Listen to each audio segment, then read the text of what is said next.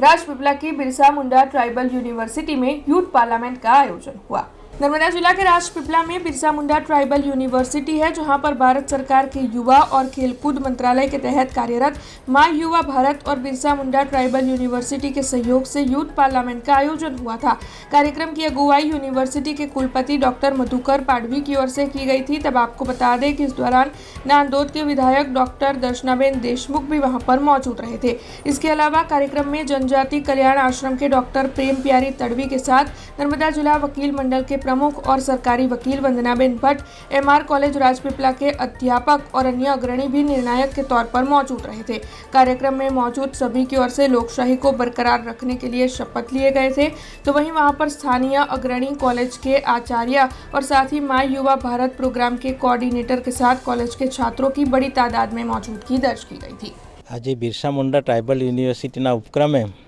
NSS unit द्वारा youth पार्लियामेंटનું Narmada जिल्ला माटेનું आयोजन કરવામાં આવ્યું છે અને એમાં અમારા વિદ્યાર્થીઓ સાથે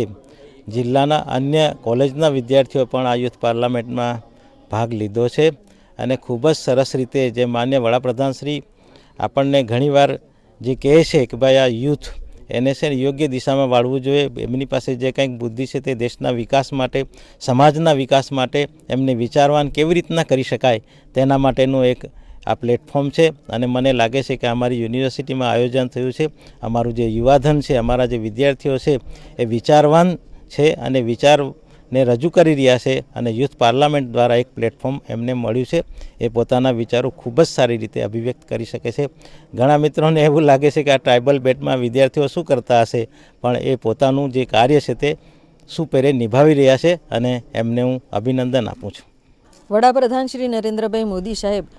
આજના ભારત દેશના યુવાનોને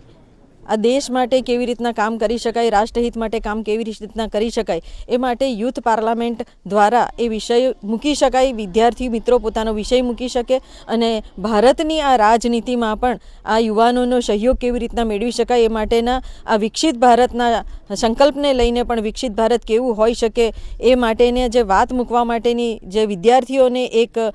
વિષય મૂકવામાં આવે છે ત્યારે વિદ્યાર્થી મિત્રો ખૂબ જ સારી રીતે પોતાનો વિષય રજૂ કરે છે અને વિશ્વાસપૂર્વક જ્યારે વિષય રજૂ કરે છે ત્યારે એમનામાં હિંમત અને એમની જે શક્તિ છે, એમની જે ઉર્જા છે એ આજે આ યુથ પાર્લામેન્ટના માધ્યમ થકી દેખાઈ આવે છે। ત્યારે વિદ્યાર્થીઓની આ